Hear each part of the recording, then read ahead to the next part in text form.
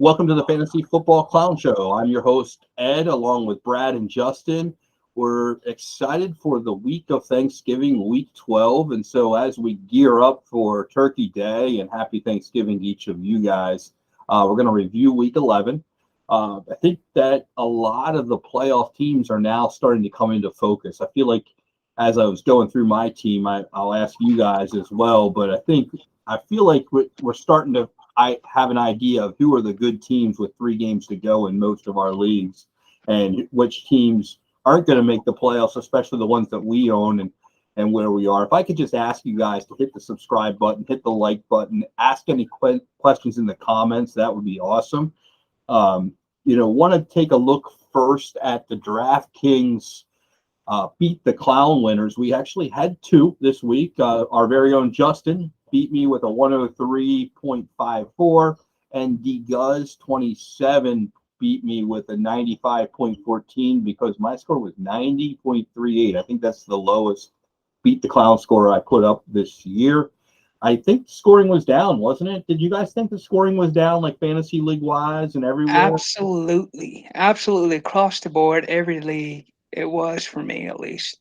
I lost props. I lost everything on every over. I mean, I was looking over a couple of my teams, and I have an 8-team league that I've been eliminated from a redraft playoffs, and that's the only team I guess in redraft that I've been eliminated of the 5 teams I have there. And I was frustrated because I'm like, geez, I'm 5 games behind out of the playoffs, and these guys are more novice guys, and I'm like looking at my receivers, for instance, and I start 3 receivers plus 1 in the flex, and my receivers are AJ Brown, Brandon Ayuk, Darnell Mooney, and DJ Moore. And I was looking, and AJ Brown had 2 100-yard receiving days and through week 11. Mooney had 1, and DJ Moore had 1. And Ayuk has none. So out of those 4 receivers, I have 4 100-yard receiving weeks through 11 weeks of football. And yet I think that they're all top 20 receivers going into the year. I don't think I just plucked out bad receivers, so to speak, out of the hat. Maybe Ayuk was lower than 20, but I guess you guys get the idea. And I'm looking at my running backs there, and I'm saying, Jesus, I have Christian McCaffrey, I have Alvin Kamara, and have Dalvin Cook. How are they awful? How are they the most awful running backs in the history? That feels like a good stable. I'm like, how the hell is this bad? How is this? And they just aren't producing scores. So I think unless I'm playing the back of the card and years prior or something, I'm like, I think scoring's down, and we just haven't seen that uptick. So I digress, but yeah, that's kind of my beef on scoring, especially after week 11. I thought it was a tough week. I did beat the Camera 8, GJL Reed, and Drupert 13 with that score of 90. So some other people were scoring lower. And then in the tournament, I finished 6th out of 9th place. And first place was Rogers, that 414, which I think is their first time playing against us. JGL Reed in second place with a 114.34. And then Justin got a 103.54 for third place. So you beat me, Justin. You got some money out of the Clownhead tournament. So congratulations there. Double hitting. He's hitting all the money, taking all the money home. So if you want not only my money, because obviously my money is really easy to go get, but Justin's money, you better take the money he won in week 11 back from him in week 12, Thanksgiving Day. I think we should Justin, what do you think? Should we put a Clownhead tournament for just the Thanksgiving Day slate? Should we put an extra slate in there? That's interesting. I say why not? There's Yeah, I gonna be think 3 games I'll going that invite day. everybody into that one. It'll be a 3-game slate, and I'll just invite everybody into it. The normal $10, and so I'll just put that together and try to get that rolling tomorrow morning and do all the invites, and I'll send it out to everybody. So be on the lookout if you're part of the Clownhead community to jump in a 3-game slate, a little bit smaller slate. So it'll be fun to keep us going for Thanksgiving. We won't do Beat the Clown, but we'll just do our tournament style there for that. So we'll put that out. And want to go through Rogers that 14. He had a 141.20, which is pretty strong. I think this was the first time in many years, maybe I heard that the Millie Maker wasn't over two something, the winner. So scores were down. I guess that's something to keep in mind. The Millie Maker even was down this week on DraftKings. So they had Burrow 31.70, Pollard 39.90, Singletary 17.70. And then Lamb 950, Boyd 620, Slayton 1360, Fryermuth 1590, Brian Robinson 570, and the Texans at 1 point.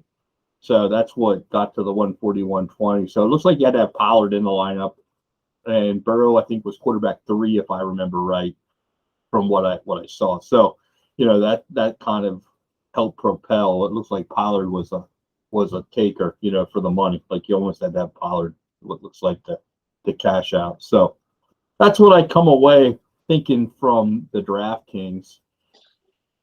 Getting ready to look at the Elite Eight and our top scorers there. I have a lot of data here this week to share. So Division A, the FFP president, 279.10 was the top scorer. And as you'll notice, nobody got over 300 points here this week. So kind of our the scores there were down as well. First time we've had that. 6-5 record. He's number 6 overall, so just going to eke his way into the playoffs if it was to stop today. Division B, Steelers Nation 66. She had a 245.68, 8-3 record, number 2 overall in her division. We're going to skip over C, where our top scorer was, and go to D, Johnny Ross 23, 263.19. 10-1 record overall, the number 1 seed there for his division. Division E, JSL 111, 261.19, 9-2 overall record, number 1 in the division. Division F, Achilles the Hub, 247.14, 6-5 record, number 5 overall in the division. Division G, Noisy Silence, 261.88, 7-4 record, number 5 overall. And then Division H, Cowboys and Utes, 287.75, 9-2 record, number 1 overall. So 3 number 1 seeds did get the high score of the week out of the 8 teams. And then our top scorer, actually kind of an interesting one, I thought, is Division C, Corporation 24, a 292.73, so not quite up to that 300 score, but a 5-6 overall record and number 8 in the division. So Brad, I know you actually play in that division. What did you notice from Corporation's team, and what were your takeaways there coming out of your division? Yeah, I mean, first off, he was the highest scorer in the whole thing, and he ended up taking out the 2 seed this week with that matchup. So it definitely helps my chances in that division.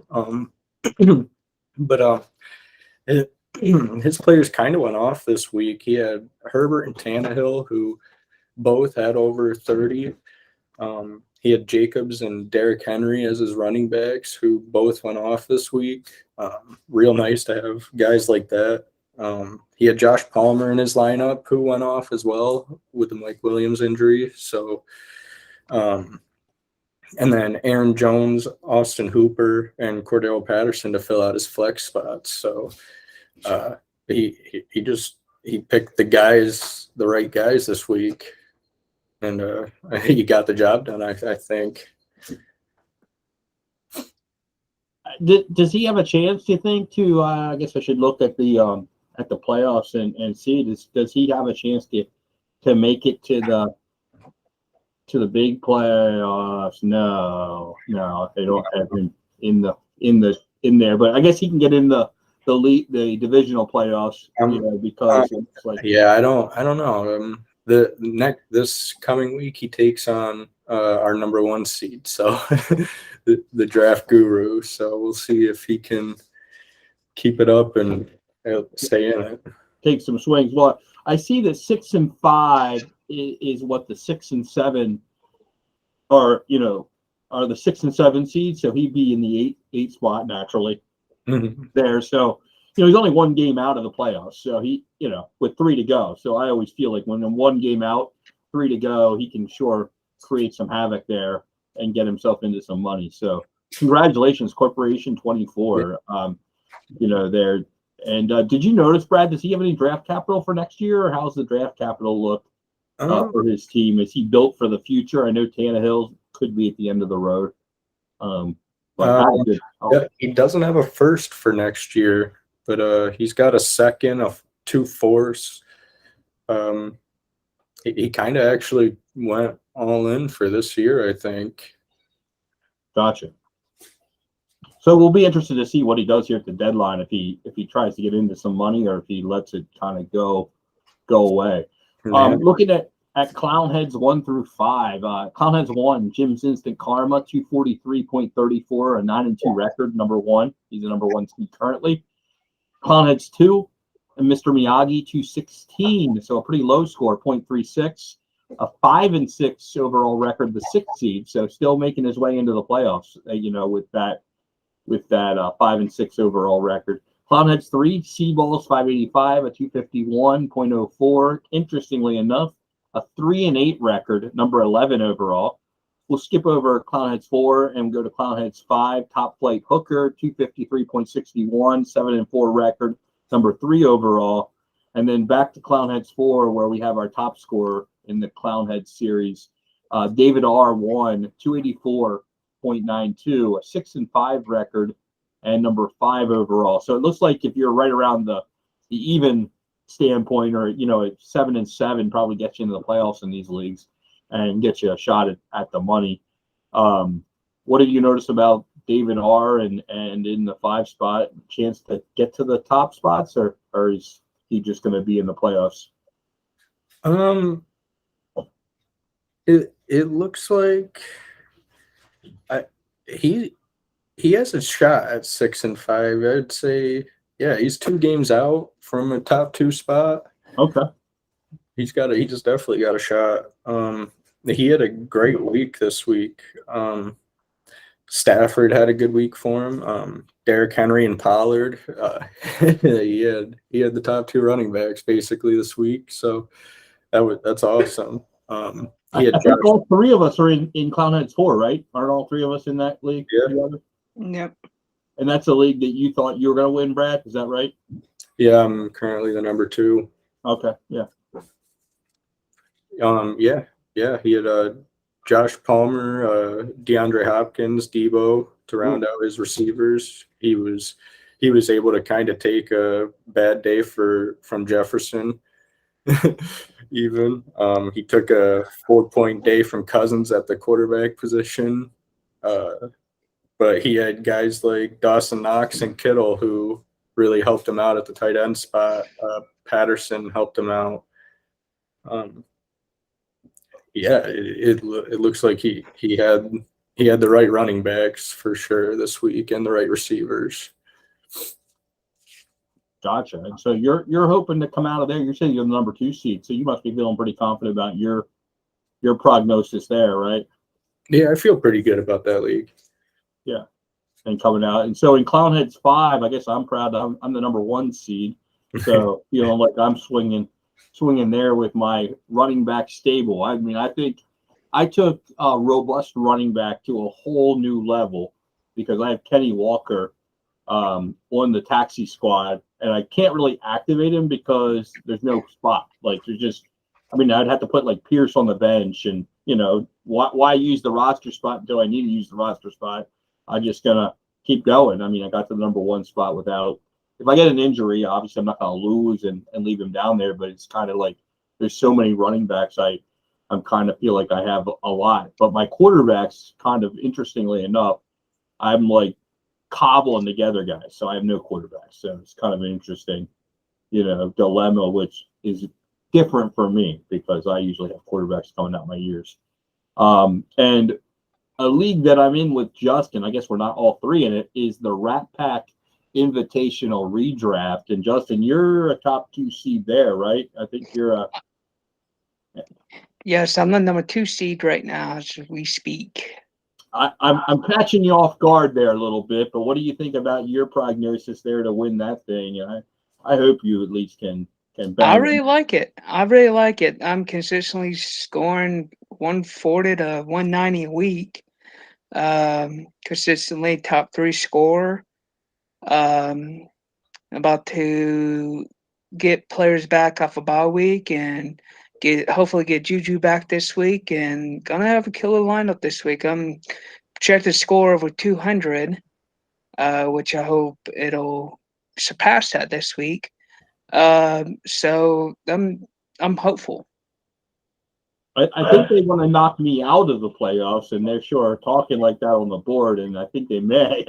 Actually, what's really ironic, I play you in week 14, Justin, and so I honestly think that that's what's going to knock me out of the playoffs. Like, I think I'll be vying for the last couple spots at the end. Like, I think 7-7 gets there, and today I'm sitting at 4-7, and I think I'll get the 5-7, and I'll get the 6-7, and then all of a sudden I'll be at the last week and I'll need a win.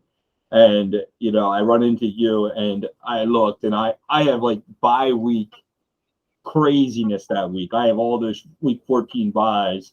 I think Montgomery, and I think I have Mooney, and I have the Green Bay receiver Watson, and I just have a lot of stuff, and I don't know how to beat you. And so I guess I was thinking to myself, okay, can I still win and go get guys that don't trade my guys for guys that don't have that late buy? Like, figure out, but I don't know if I have the horses to go get the quality I need to get to make it work. I mean, maybe I'll go take some shots at like DJ Moore type guys that people have forgotten about.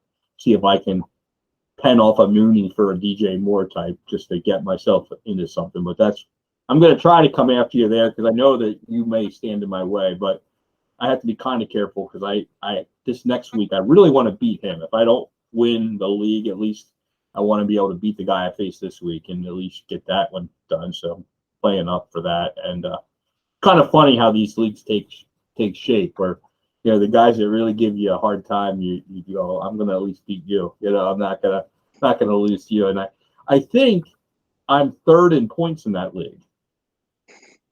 Like, I've kind of low-key not said anything about it, but I was in 12th place and I was in third in points. And I'm like, this is unfreaking believable. Like, I'm in 12th place and I'm third in the league in points. Like, this is unbelievable that I just lose. And I think I lost twice and I was in the top 3. Yeah. For the week. And that'll quickly make it work. So I'm just having bad luck. Well, whatever. I digress. So good job, Justin. Way to be kind of quietly winning there. And that's a good thing. We're going to take a peek at our at the beginning we did our predictions, and so I just want to take a look at the chart here of where we are. You can see that last week I had 1 point right, and Brad had 7 with Justin's 3, and Brad was in the lead. But this week I kind of came back with a vengeance and got 17 points on our preseason. But what I thought was very interesting and wanted to outline here, if you look over here at week 11, here in our midseason rankings, you'll notice that every time almost I'm worse with my midseason projections of how teams would finish, and Justin's better every time at his midseason, where my preseason projections of what would happen in week 10 was kind of better than most of both of you guys along the way. So what I think is that Justin makes really good midseason adjustments. And I think, maybe I'm just stubborn. That's where I come away with saying that I just stay with what I have. I'm pretty good at my first instinct is pretty good, but after that, I'm pretty stubborn and don't, whatever I decide to do later doesn't make a lot of sense. So maybe that means I'm impulsive, but I just kind of came away with that. I also want to pull up the Elite Eight bracket that just kind of put out there.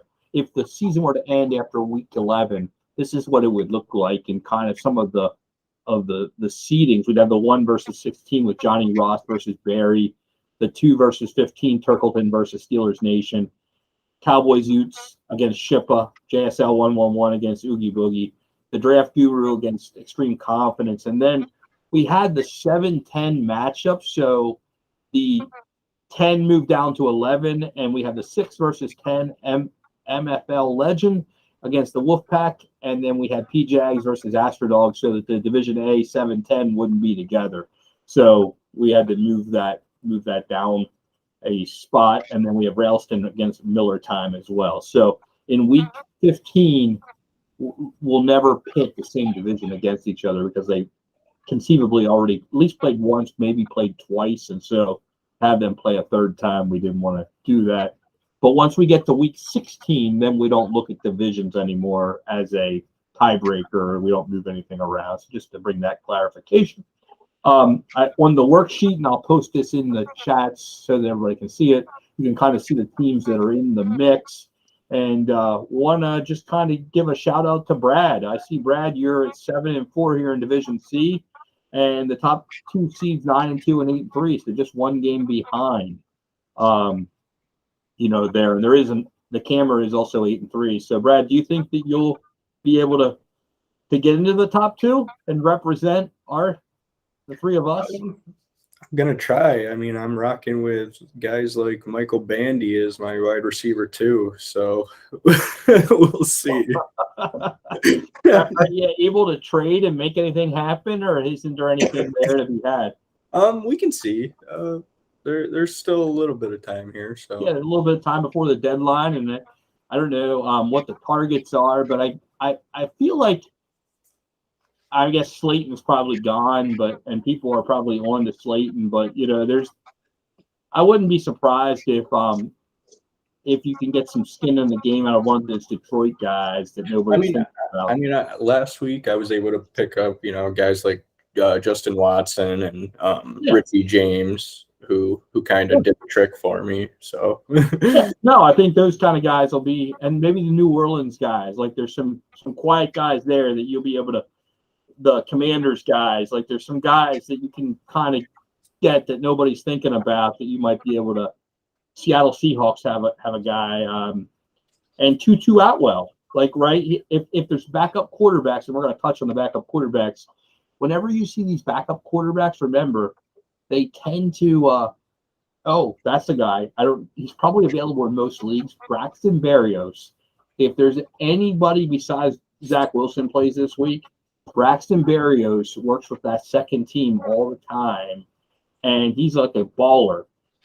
He'll have a big week somewhere. I don't know when it'll be or how it'll be, but I just know that with backups, he always seems to ball out when he gets his opportunities because he vibes with them, and that's a real thing. Like when they work all the second team reps work with the second team guys, and then the second team guys get in together, they feel comfortable with where they are. So that's what I would do to get those in place. Looking at the quarterback spreadsheet, I'm going to pull this up next week for kind of a more accurate, but you see all the colors here, and I just want to touch on it quickly. If there's a color, that means that there's been a quarterback change, and then I expect after week 12 that when everybody's off a bye, that we're going to be able to count, and there's going to be very few quarterbacks that have been the same all year long. So kind of an interesting thing there. And before I stop sharing my screen, I want to just touch on my Ring of Fire team. And this is a 368-team league. And so the playoffs start early in this kind of a league. During the bye weeks, they're 2 weeks apiece. And the top 4 teams make it into the huge playoffs. And then the top 6 teams play in the division. And so for a second straight year, I finished at exactly 500 with the league median scoring with an 11-11 record. So after 2 years, I'm 22-22, 11-11 both times, the number 6 seed both times. So I can't get into that big tournament. And looking at my team, I'm like, I think I just am way too conservative. So I wanted to kind of just share my roster with you guys. This is a league that I'm not allowed to have a co-owner in, so you guys don't get to see this team. And I just wanted to get some feedback from you guys of what you think of the team, and then I'm looking for advice, like how to play it out. I will tell you that this team, the waivers are hard to get, and that's the first thing. And then, to get anybody on. And then the other thing is trades are very difficult. Trading deadline is obviously passed. And it's a half-point PPR with 1.15 premium on tight ends. So in the past, I've always played my tight ends and my flexes, which tends to score out pretty good, comparatively speaking. But as you see here, I'm scheduled to get less than a point with Watson this week. So, I don't know. Like, I have a lot of duds in my team. And yeah, I feel like my team is old. Like it's just old. It's not good. Like it's not as young as I like it to be. So I don't know. Taking a look at that, is there anything that glares at you that you think, okay? And I'll probably have like a 108 draft pick next year, and so that's always like a scrub. Like every year, I like who did I? Oh, you know what? I have Pickett from the draft this year. It looks like I got my first pick was Pickett, my second pick was McBride, and I know those are areas of strength, kind of. And then I got Dobbs with my third round, and Ross with my fourth round. So that was my draft this year. I mean, there just isn't much there. Like there just isn't much there. And I guess it didn't change into it. Yeah, you need to get DK up there. Yeah, I'll get him in, but yeah, I'll get him in as a receiver. But you can see this is the team. Like it's just not much. Now maybe with Akers being a little better now. Yeah, what do you guys know about Akers? Is he talk to me about the Rams backfield? Like that's a confusing thing to me. Well, a little shocking news that they let go of Henderson, Dante Henderson back there. It's huge shock to me. I got a news alert actually when we were talking this afternoon that they released him. Of course, I have no explanation to give you on why they released him, but they did end up releasing him. I So guess what I'm wondering is, what does it mean for the backfield going forward? Like, what do you feel like? It's Akers and what's that rookie? What? Kyron Williams. I- I don't know if they can both handle it. They're gonna have to. Maybe they're gonna go after another running back that was cut here recently, Melvin Gordon. Well, I saw nobody picked him up off of waivers, so he cleared Really? all the waivers. I saw that this afternoon, and I thought that was interesting that nobody picked him up. I'll be anxious to see what happens with Henderson if somebody picks him up. Like there's just some weirdness to the whole thing, and it reminds me of. I don't think the Rams ever tell us the truth. They didn't tell us the truth about the Stafford injury, of whether he went into the concussion protocol. He was in it, then he wasn't in it, then he was back in it again. And now he's not in it a second time, and they're going to announce tomorrow if he's going to be in it. Like it's always this dog and pony show. And with Wolford, the backup quarterback, they're not sure if that's a neck injury or if that's concussion injury. Like there's a lot of shenanigans with Akers the first time. What I guess I still am grappling with is they loved Akers in the preseason. That's what the beat writers were telling us.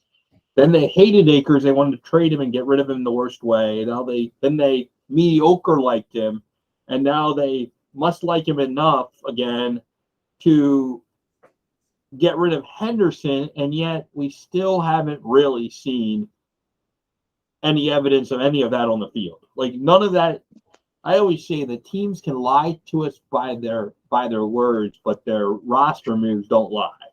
And by cutting Henderson, they must think that they have enough in something. They have to.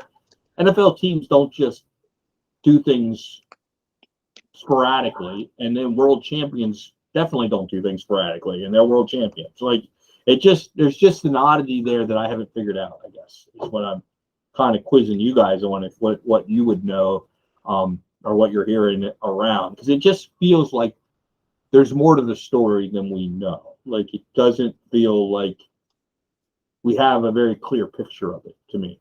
Yeah, I mean, it was Henderson and was it Sony Michel last year that split the backfield, and it seemed like Henderson was the number one guy. You assume he was going to be the number one guy coming in this year, and then he just takes a backseat. He's just off in the shadows, barely getting any touches. It happens really. I know that Adam Kaplan was there, and he came away from camp and was talking about how the team was responding to Akers, and I'm like, okay, then that shows what happened in the playoffs, where Akers got 80% of the snaps. Okay, so yeah, the performance wasn't there, but they showed that they would use a bell cow, and I thought back to Gurley, they used Gurley, Even when Gurley had a tough time, even that last year, Gurley wasn't good, and they still gave him all the snaps. They kept giving him the ball. And I'm like, okay, this is how they do it. They just keep giving him the ball. And then when he didn't get snaps in week 1, I'm like, okay, maybe we just missed something, or just we want to teach a lesson. And that'll get me to a question I'll ask you guys about the Jets. And then I saw the run, and then all of a sudden in that midweek, they just sent Akers home, like midweek, boom. Kind of like at the same time the Elijah Moore thing happened. And then I'm like, okay, then they're going to trade him, and that would make more sense, but they didn't. And then you're like, well, they wanted everybody to believe that it was because they didn't get a good offer. But then I heard around the league that they got an offer for a second and a third round pick. So I'm like, no, they didn't want to trade him, because you take that, because that was exactly what they used in draft capital to draft him. So you'd obviously take what you drafted him with. If you get a break even in the NFL, you take a break even deal. Like that makes sense. So I'm like, okay, they wanted to hold on to it for some reason. So this was just a prove a point thing. And then to have they must have saw something to release Henderson, or Henderson said something, and there's like, no, this isn't worth the juice isn't worth the squeeze. Like that's the only thing I can come away with. I did hear, this is an interesting story. I don't know if you guys heard this. This was kind of scuttlebutt, but I thought it was interesting that Melvin came in after fumbling and played music that Russell Wilson didn't like, and Russell Wilson went in and demanded that they cut Gordon, and before 24 hours was over, they cut Gordon based on Russell Wilson saying you're out because he didn't like the music. Now, Wow. it was in response to the fumble, I mean, in fairness, but it's just interesting that they're drawing the line in the sand. Now, they did give Russell Wilson his own private office. So the rest of the locker room has a locker room, and then off to the side, it's like having the coach's office. Russell Wilson has the Russell Wilson office, where when teammates want to visit with Russell, he has an office of his own that's off outside of the locker room that the rest of the team shares. So he's kind of excluded himself.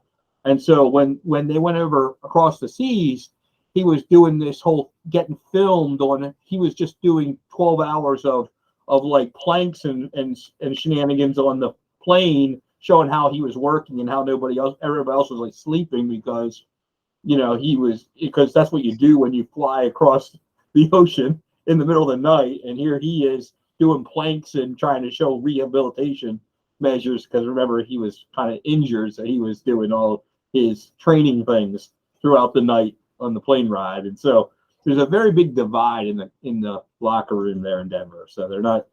It sounds like there's a loss in the locker room. But wanted to ask you guys about the Jets and their quarterback situation, of course, on the heels of Zach Wilson saying that it's not his fault that the team is losing, and he bears no responsibility to only throwing 100 yards in passing, and kind of how the team is going to respond. I mean, like the coach, I guess, said that he's not taking anything off the table, and that the team was dog shit, and that they need to play better, the whole offense. And it's not going to absolve the quarterback. And so then there's two schools of thought. One is you sit him down to punish him, and then another school of thought is you give him a quarter and you say, let's see if you can bring everybody back. But apparently the people in the clubhouse, their other players are pissed, like they're not happy with him. So I don't know. What are you guys hearing, or what do you think from the? I think it falls on the whole team, including the coaching. When you lose, yeah, some days are not your best days, but your coach is there to coach you up. Whether if you are in middle school playing sports in middle school, or playing professional football, a coach is there to help you rise above it, rise up to what you need to be doing. And in that game, the show none of that. Yeah, they just pretty much took it on the lip. I think they averaged 2.7 inches of play. Someone of that low I read. The Jets did on their offense versus New England, which is pretty low Not a lot of offense in that game, but the quarterback needs to take responsibility also. I think so. I think when you're a quarterback of a football team, that's kind of my take, is that you stand up there and you take the bullets for your team. Like, that's what your job is as a professional quarterback in the NFL. There's only 32 starters, right? 32 jobs in America. And when you're one of 32, not to absolve the coach, Coach Saleh's got to do the same thing, and my friend Matt had to do the same thing. I think that, honestly, I think that's what Matt did as good as anybody I've ever seen, is when things got tough and the media in Chicago was brutal to him, in my opinion. And, I mean, some people would say it was deserved, but I would say that he always came out to the podium and answered the questions and never blamed his team. He always said, we're always striving to get better. We're looking for the whys. I know it's a big joke in Chicago about looking for the whys, because they're saying, did you ever find the whys? But he's always looking for, why did it happen? How can we correct it? How can we build on it? How can we learn from it? And I think that's what quarterbacks also should do. I listened to a little bit of Tom Brady's podcast last night with Larry Fitzgerald, and he said that he tries to take a middle approach. Obviously the media is out there to get you, but as a quarterback, you just got to come and you get critiqued if you say too much, say too little, but really you just got to answer the question and take accountability. Whether it's your fault or not, you just got to take accountability for your football team. And so Zach Wilson, as a second-year player, needs to learn that. And I guess my wonder is, what do you as a coach do when the players on the team are pissed off at the quarterback and saying, this guy can't help us win because he's a jackass? That's where I think they are right now. And I didn't read what Elijah Moore said, but I saw just a blurb that Elijah Moore came out in the media today blasting the quarterback. So I'm not sure what that is, but and I don't know. Did you guys see that? Did you see Elijah Moore's comments on Zach? I didn't see it. We did not. I shouldn't speak to it, but I just saw that it happened, and I'm like, oh, I wonder. And of course, you guys know me. I'm always looking for who's going to quarterback the football team so I can get a jump on waivers. But really, I try to find out. I think that's what maybe fantasy players can learn from, and is that it's more than skill and talent that goes into playing football. Because we see like guys, like I was complaining earlier about my AJ Brown not doing well, but those guys are humans too, and when they fight with their wife, that affects their play on the football field. Sometimes they block it out and they play better. Sometimes they suck, so sometimes they bring it to work with them, so to speak. So it's understanding the human side of it and what makes them tick, and then what's going on in the world. And I always say, hey, it's probably not as good as they are on their best day. It's probably not as bad as they are on their worst day. And I was telling somebody today that we were talking about who the best teams in the NFL are. I'll ask you guys. So top 3 teams in the NFL right now after week 11, who are the top 3 teams? What are your top 3? Only can pick 3. Oh, man. I'll go with the Chiefs, the Eagles,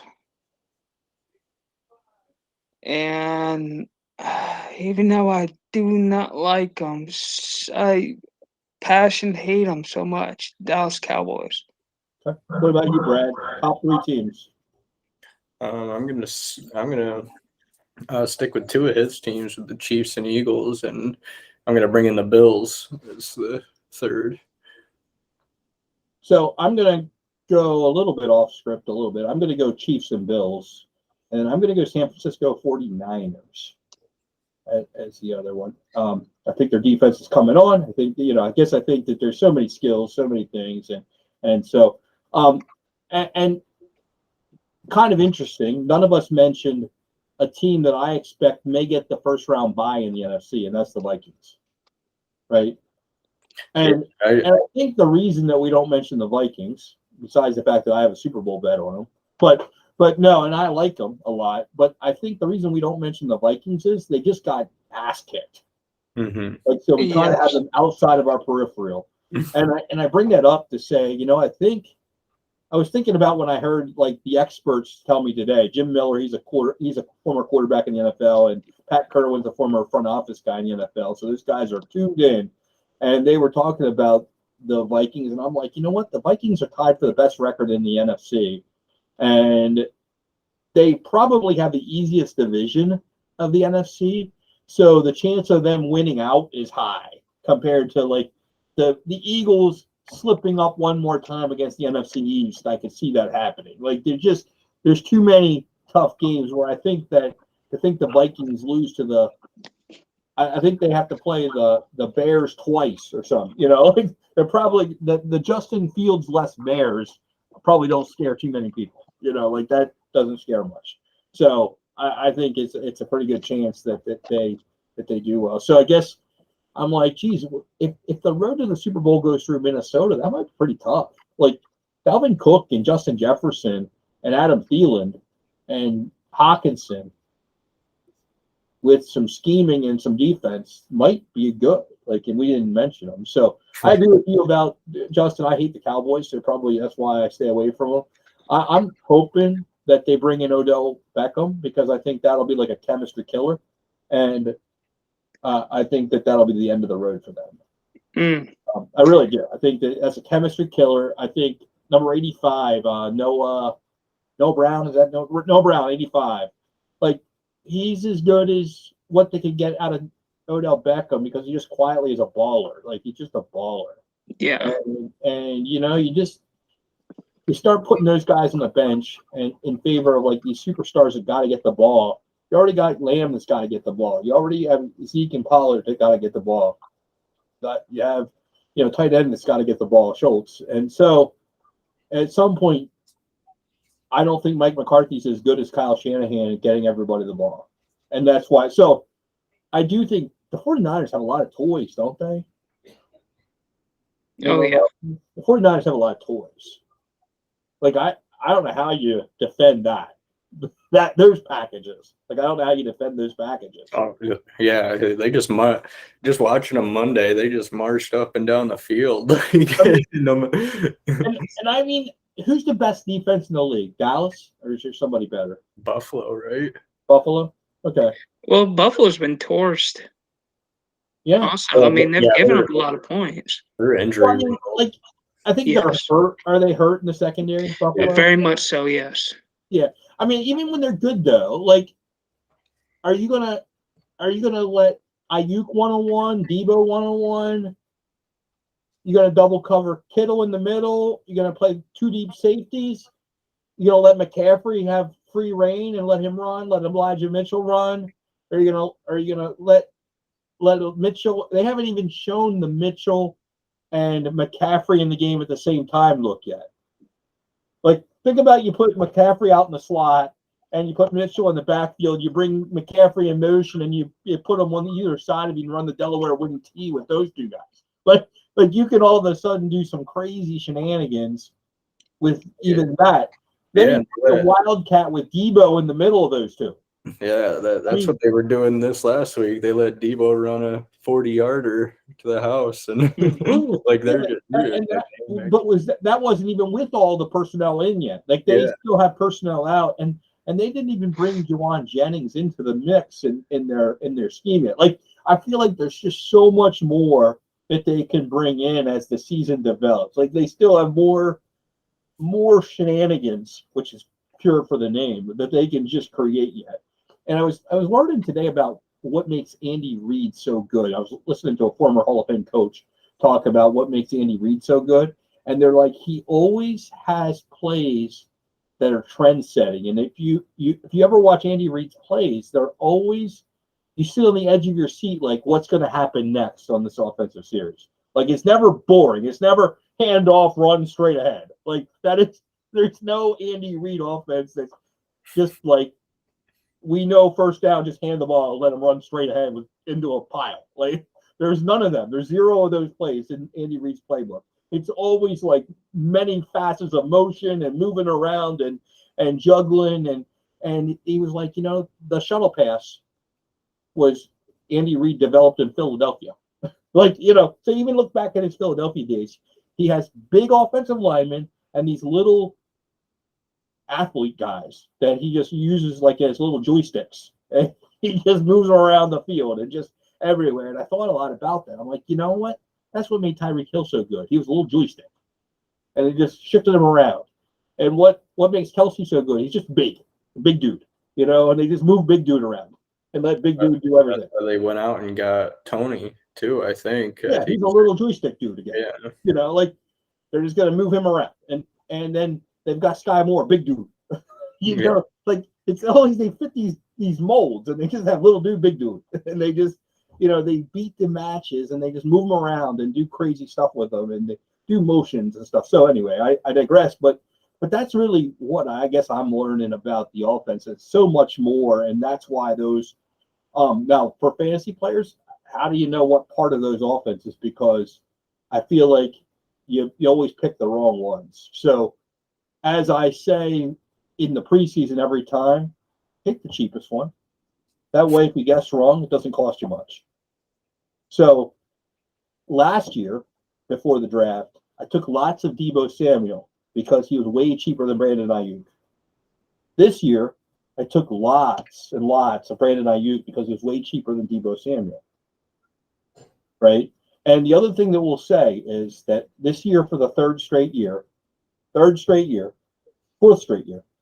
will be a different number one rusher in San Francisco than the year before. There will be another different number one, right? Yeah. We know that already. We know it already. And it's not even because Eli Mitchell was bad. They just found McCaffrey because that's what they do. They just go on to the next guy. And if it wasn't McCaffrey, it probably would have been Jeff Wilson, right? Like they would have moved on to Jeff Wilson and kept him in the role for a minute. So, that's kind of some of my observations of the year. What are you guys seeing out there? I guess I've talked a lot. I'd love to get your feedback before we wrap up the show. We got to get to some trades. Justin, you gave me some trades. You should yell at me. I'm gonna get them on here. Let's get these shared, and we're gonna go through these. I forgot. So they're coming on. The first trade you gave me, I want to hear what you have to say about this. We saw this in the Elite Eight. Colt McCoy for a third-round rookie pick in 2024. Which side of that do you want? I'll definitely take that rookie pick. For myself, I drafted backups to sell them for rookie picks. Some people are holding for a lot more, depending on circumstances. But this one, I would definitely take the third-round pick for it. And how about you, Brad? Which side do you want of this?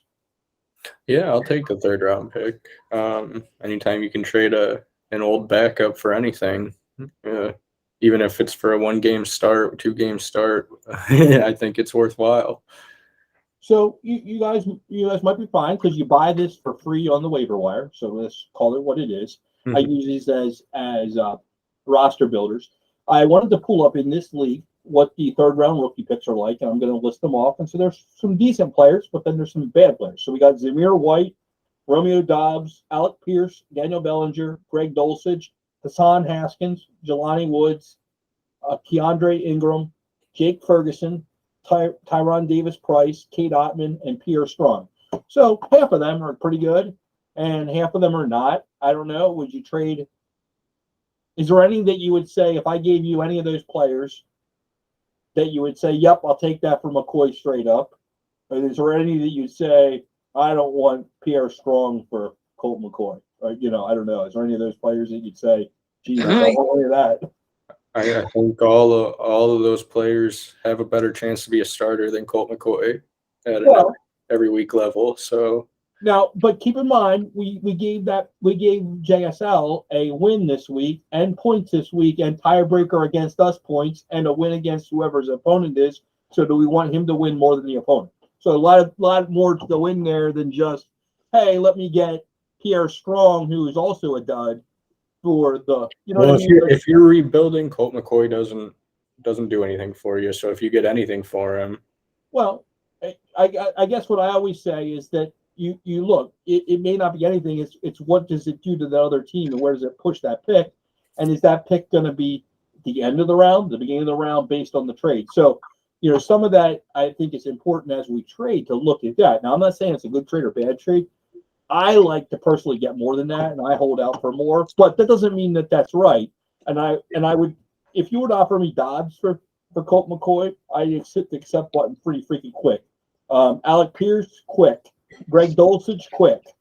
So there are people there in the third round that I would be yup. Mhm. Yeah. Yes. Take them. Fine. Great. So I understand it. I'm not saying, but I think it's important that we look at what else is in place. Like it's more than just, oh, player X for player Y, I guess is what I'm saying. Next trade. This was in another Elite Eight league. This is a redraft league. Which side do you like here? And yeah, then we'll talk about. This is the league that I'm in. Is it last place? Is it 3-point PPR for tight ends? No, it's no premium for tight ends. Oh, then I'll take the Taylor side. Yes. Same here all day. I thought it was the tight end premium league.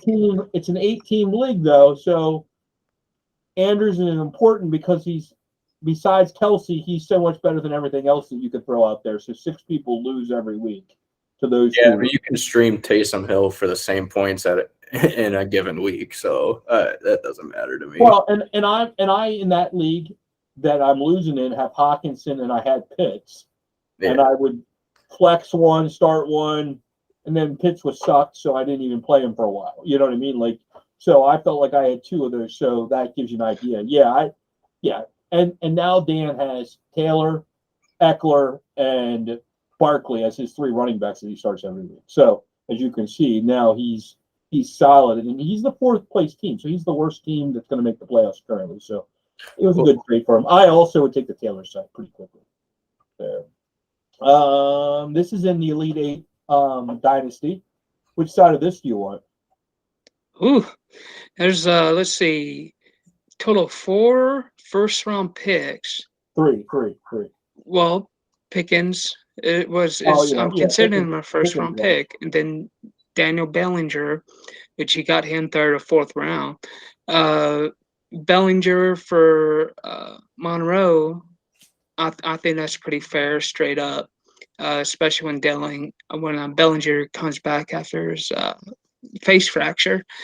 So pretty much, I looked at it as Brown for Pickens, and one of the first round picks, and then ETN for 2 first round picks. If I'm going for it, I would definitely take the Brown, ETN, Monroe side all day. What about you, guys? Do you know if the picks are projected to be early or late?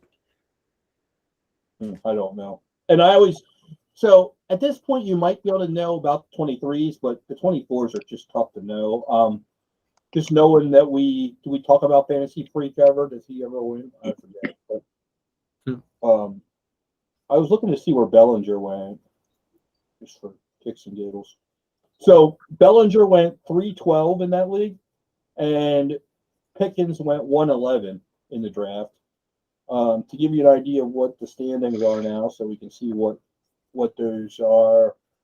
Fantasy Freak is in 6th place with a 7-4 record, and Miley is, well, this is 2024 for Miley, so Miley is in 4th place this year, and Barry is in 2nd place.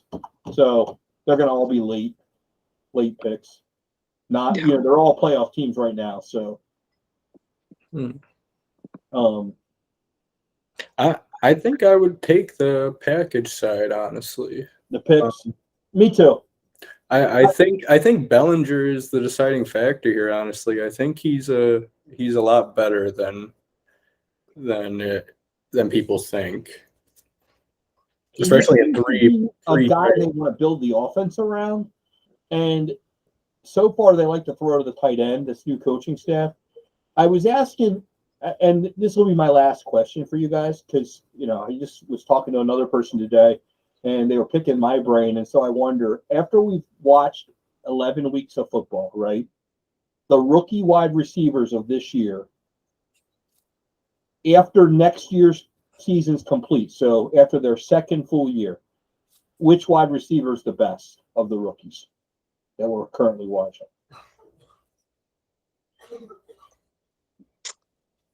Oh, are we talking like only this year's rookies or last year?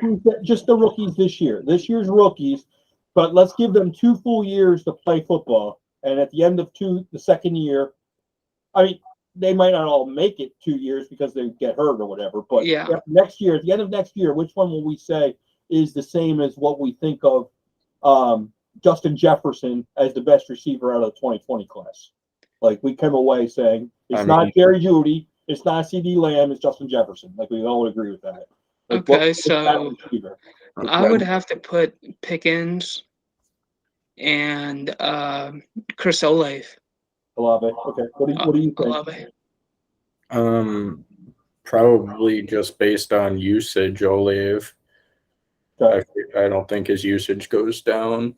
So I was asked this question and I first said Pickens, and then I kind of retracted and I said, you know what? I think we're going to look back and say Dotson's the best of this group. And I said I waffle between Burke. At first I said Burks, Watson, and Pickens were kind of the 3 that I liked. But if you told me that we had a top 3 wide receiver, then I would say that it's either Burks or Pickens. But if you say that it's just a top 12 guy is the best receiver out of this class, then I'm going to say that I think Dotson is probably the guy that I could see being I think he's better than Terry McLaurin, and I could just see him being a top 12 guy for a career. Like, I think he could, and that person comes back to me and says, yeah, but if you're looking at just right now, Olave is the guy. So it's interesting that you both said Olave because they're like, they think that just through 11 weeks, Olave is the best. And I think just based on his usage, like I think they get a quarterback switch next year and like he's the number 1. Like I think he only goes up, honestly. Funny, none of us said London though, and London was the first receiver off the board. I think Jameson has a better shot of being top 3. That's what Dan. I was talking to Dan about this, and Dan said he wondered about Jameson. I said I just haven't seen Jameson enough to know. Well, without Hawkinson, I think it opens it up a lot for him to come right in and make an impact. Yeah, I don't think Chark is anything either. I agree with you. I think Chark is sucks. We already did that one. Okay, this one, Devontae Adams for Dalton, Sanders, Gabe Davis. In the Elite 8. It's an Elite 8, or it's in a Clownhead league anyway. So quarterbacks are king. Yeah. I don't think I'd make this trade, honestly. I'm scared of it, honestly. Me too. Yeah, same here. I think I want the Dalton side, but I don't know if I can give up Adams. But I guess I feel like I'd have to get off Adams and Gabe Davis is the reason I get off Adams. I think I have to have Gabe Davis as this deal. Well, Sanders and Dalton really help me unless I need Dalton and Sanders to win the week. That's not a good package. Like it just doesn't. I don't know what it does, but I guess without knowing the team, I don't know if it even makes any sense. And yeah, I guess do I have it all? And, should be one more, the last one on there, isn't there? Got one more to go to there. No, we did, I guess, get through them all. Yeah, I guess so. Yeah.